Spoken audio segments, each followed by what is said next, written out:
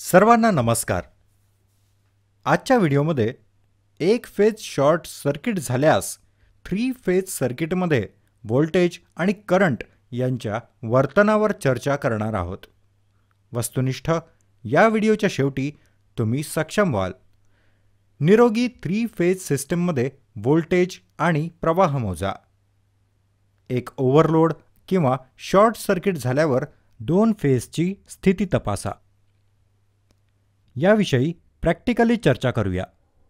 हे प्रॅक्टिकली करण्यासाठी आवश्यक साधने आणि साहित्य गोळा करा।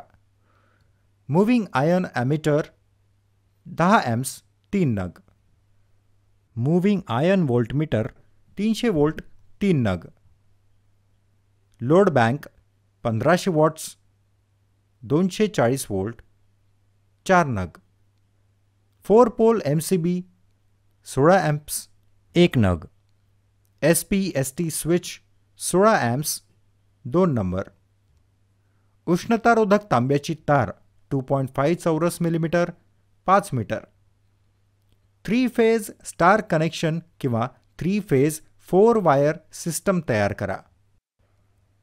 प्रत्येक फेज व न्यूट्रल दरम्यान 1500 वॉट 240 व्होल्ट लोड कनेक्ट करा।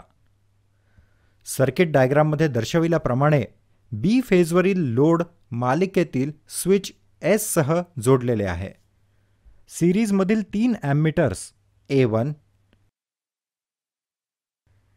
A2 आणि A3 प्रत्येक फेजसोबत अनुक्रमे R, Y आणि B कनेक्ट करा। 3 कनेक्ट करा त्या दोन फेजमधील प्रत्येक व्होल्टमीटर V1, V2 आणि V3 R, Y आणि B 4 पोल MCB द्वारे सर्किटला 3 फेज पुरवठ्यासह कनेक्ट करा। सर्किट चालू करा आणि S1 स्विच करा। टॅब्युलेशनमध्ये ॲमीटर आणि व्होल्टमीटर रीडिंग लक्षात घ्या। मुख्य वीज पुरवठा बंद करा। 3 फेजमध्ये शॉर्ट सर्किट तयार करणे धोकादायक आहे, म्हणून त्याऐवजी आम्ही त्या विशिष्ट फेजमध्ये अधिक भार जोडून विद्युत प्रवाह दुप्पट करत आहोत।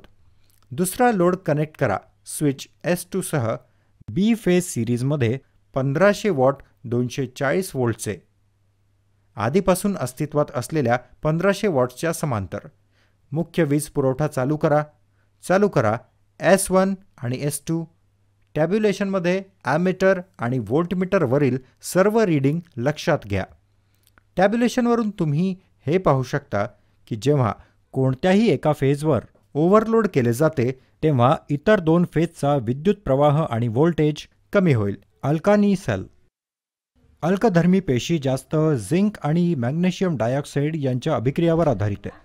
अल्कधर्मी सेलला असे नाव देण्यात आले आहे कारण त्यात वापरलेले इलेक्ट्रोलाइट हे पोटॅशियम हायड्रॉक्साईड आहे, एक पूर्णपणे अल्कधर्मी पदार्थ।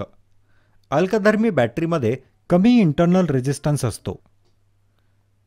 त्याचे स्वतःचे आयुष्य खूप मोठे आहे। या बॅटरीमध्ये लिकेज कमी आहे। MP3 player, CD player, digital कॅमेरे, खेळणी, फ्लॅशलाइट आणि रेडिओ यासारख्या अनेक घरगुती वस्तूंमध्ये अल्कधर्मी सेल वापरल्या जातात। व्होल्टेक सेल तांबे आणि जस्त वापरते। इलेक्ट्रोलाइट म्हणून 2 इलेक्ट्रोड आणि सल्फ्युरिक ॲसिड जेव्हा ते एकत्र ठेवतात तेव्हा इलेक्ट्रोड आणि सल्फ्युरिक ॲसिडमध्ये रासायनिक प्रतिक्रिया होते। या प्रतिक्रिया जस्तवर निगेटिव्ह चार्ज आणि तांबेवर एक पॉझिटिव्ह चार्ज निर्माण करते। व्होल्टेक सेल बॅटरीमध्ये तयार केल्या जातात, जे विजेचे सोयीस्कर स्रोत आहेत। Silver oxide cell mercury cell सारखे असतात, तथापि ते उच्च व्होल्टेज प्रदान करतात 1.5 व्होल्ट आणि ते हलके भारांसाठी बनवलेले आहेत।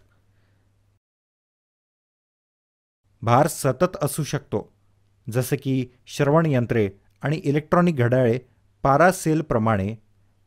चांदी ऑक्साईड सेलमध्ये चांगले ऊर्जा ते वजन असते। धन्यवाद। तुमचा दिवस छान जाओ.